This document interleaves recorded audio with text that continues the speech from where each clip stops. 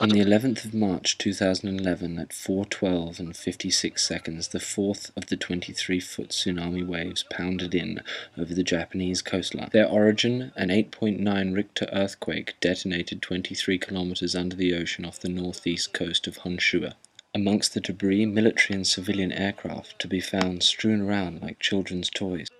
Not such a toy was the Fukushima Daitsu nuclear power station that resulted in being classified as the primary target of the quake. So how does something like this happen? And why is the military and the electricity industry targeted? I travelled to Australia's Byron Bay to find out. I was born and grew up in the shadow of the Pentagon. You know what, Pentagon is the biggest killing machine on Earth. What are your reasons for being here this evening? Well, this is a big cultural gathering. It's been brought together by the Japanese. I'm a scientist. I do medical, economic, and research. What's your background? Originally, I was optometrist. Holistic nutrition, biofeedback, hypnosis, and that sort of The thing. entire community is here, and we all pretty much agree that nuclear energy is not where it's at, etc., etc., etc. Looking around, everyone shared his enthusiasm. But what did he mean by etc.? And why is there a whale sanctuary tent at a Japan earthquake benefit? I mean, does karma come into a political belief? In terms of the disaster in Japan, I think it was deliberately. What's the word? The Japanese conflict was something different. And it includes creating earthquakes and storms around the world. And they've got heart bases around the world. And control the weather, hurricanes. This is new to you, so. Yeah. You're getting tricky because I have certain beliefs about the weather and where the extreme weather comes from. Well, that's why That's why they're trying to kill all the whales. They've got special abilities. So we've established that the Japanese conflict was a deliberate attack. So far my research only leads me to 3 suspects: the Pentagon, the US government, and the whales. I'm pretty sure a shape couldn't commit these atrocities, and I know that humans couldn't do this to themselves. So what kind of special abilities would a creature need to cause something as catastrophic as an earthquake? I knew they were big, but that's all I knew. As a wiser man than myself once said, "You should know thine enemy." So I travelled to Ballina to find the ancestry roots of these creatures. For this particular area where we're sitting right now is the story of the dolphin, how dolphins came about, where dolphins actually came from people. But dolphins came from people? From people. And not the other way around? Not the other way around. Right. Howie Cook works for an organisation that is in alliance with dolphins and whales. He also upholds this bond through his art. And so the Atlantean Accord is like this understanding between the terrestrial mammals, in this case humans, having a bond, some sort of intellect connection with the people of the sea. Is that because you don't want to eat your own people? Yes, something like that. It's very similar. It's our own people that came from us. And the humans have always betrayed that, and the whales and dolphins never have. And they uphold the Atlantic Accord, much to our shame. The Japanese have increased their war against the whales every year, increased their technology, their sonar, their whole capacity of aerial search and everything. So they don't think about it so much as they just do it. Well, they do it in the sense that, you know, dolphins could have come in a long time ago and wiped out beach loads of human beings in revenge for what we've done to them in whales. whales could sink yachts and crush people deliberately, but they choose not to. They show that that thing of intellect, of forbearance, like actually choosing to show tolerance, forbearance, and that's in the face of us blowing up their mums, or as an act of disrespect to the ocean, then shoots the biggest woman on the planet in the back with a harpoon that's got a bomb that goes off for her lungs and a bomb that goes off for her heart. Blows out her lungs, like that's prana, blows out her heart, blows out her compassion. Whales have a heart that's bigger than their brain and lay down in the sea and just go and just pump super oxygenated blood to their brains in a gravity-free system. Isn't that interesting how the heart is bigger than the brain? And I just heard her say that and went, oh my God, like all these years the argument had been, look, they've got bigger brains than us. We shouldn't be smashing a race of sentient intelligent beings who've got bigger brains than us. We should be trying to communicate with them. Whales have been blindsided over the last 300 years, only 300 years, like an absolute drop in the bucket of their, say at least their 20 million years of being modern whales who are communicating, and the great Tai Chi masters of the sea and yoga masters of the sea, beautiful, compassionate people all breathing together and sharing. Sorry for them, and I feel sorry for them when they get hit by the tsunami. I don't feel sorry when I see one of those Dawes porpoise killing boats going over the wall and getting crushed under the bridge and it gets completely smashed. I'm like, yes. I've got to say, it's the old story about monkey wrenching, break the machine, break the machine, break the machine. I mean, sperm whales have broken the Aztec domes on the bottom of whaling boats and stuff to try and to take out the sonar, and attacking the harpoon boats and trying to ram them. This year they just ran. His drawings and conversation seem to contradict his original message.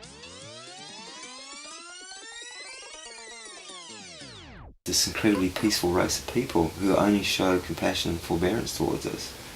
I couldn't help becoming emotionally involved by his beautiful speech, but I had to get back to the facts. I don't know what it is exactly. It's a hidden technology, hidden from the public, and it's part of this whole Star Wars business. But they can create storms, earthquakes, and possibly Haiti, Chile, possibly they've all been created by powers that be in hidden ways.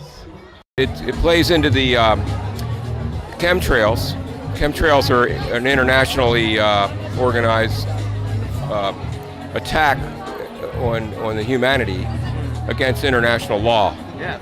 Geneva Convention, etc. Yeah, definitely against it. And there's up to 300 chemicals. And pump in 350 chemicals. They need nearly 600 chemicals to add to the water for the fracking water. So, there's aluminum and barium and lead and mercury and fungi and molds and filaments that get under our skin. There's 300 chemicals. And pump in 350 chemicals, explode it to fracture the earth and release minute amounts of gas to be used in the gas as a fuel. Or they want to use that energy to go. They're going to other planets. Some test samples on the water, and it's millions of years old, and they're tapping into that and using it and contaminating it. So they've gone underground. So they've gone underground, yeah. It's and there's into like the water, artesian, like a habitat of water underground. Yeah, yeah, and it's just being polluted with chemicals. Wow, it's horrible. Yeah, you'd wonder why they pollute on their own home ground. That's right. They just don't realize that. It puts toxic chemicals all through the earth, all through the water table. It ruins agricultural land. The bottom line is there's going to be they're taking away the food. They're controlling it. How do they know the artesian basin? How do they know it's down there? How do they know that they're down there, the water? Well, they do tests on it, They do surveys. sort of like surveys, yeah. We don't know. That's probably the stomach, or probably the heart, or probably the liver of the earth itself. If the scientists say that's true, well, it must be happening. So it's creating a hologram, an imprint. If you just damage one, it's possible damage everything else, yeah? But that's just part of everything. The Gulf of Mexico, that was a huge kill of a gigantic free protein source. What happened if somebody suddenly only half of your kidney work? What will happen? Yeah, well, so in order to kill the Earth, you must target the individual organs. Probably. Or psychotic. There's psychopaths. Put on this certain sort of camera. You can see it in Gasland if you've seen that movie. But it shows that there's a constant stream of methane that goes up into the air. An activist, but a silent activist. Her activism is through visual representation purely, and therefore it's the most silent that is the most effective in this case. Everyone else was participating in quite a different style, but who was listening? We respond to distress signals that are relevant to us. Cape Byron, the most easterly point of Australia, lies in the firing line of the migratory trail of humpback whales each year. David Morris intercepts distress signals from the bay. His job is often made more difficult with weather interference. On VHF or skip, communication's very unreliable because it's bouncing off the ionosphere. And they can put 1 billion watts of energy off the ionosphere. It's 100 miles up. And it can bounce around and inflict tsunamis, earthquakes. So weather interference, you get a lot of that. Thunderstorms can affect reception. You get a lot of pops and crackles and explosions when there's lightning around. Lightning struck my house on Monday, so I haven't had the internet, but I did hear of an explosion. Let's turn the whole sea into a acoustic pinging place where they can hear an enemy submarine. And the whole radio room's been electrified, and the mouses on the computers have been flashing on and off like beacons, because the whole room has been electrified with static electricity from the lightning. From like a local? A load striking the Cape.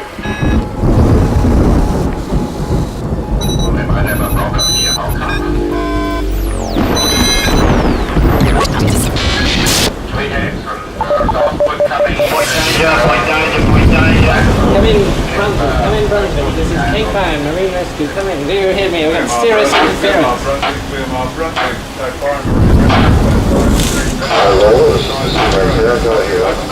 Come in, Brunswick. This is Cape Byron. We have.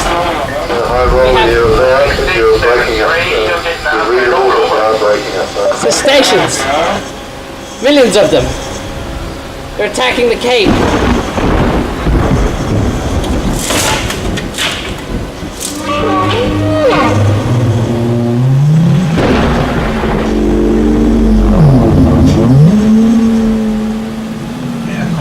The mouses on the computers are flashing on and off like beacons, because the whole room has been electrified.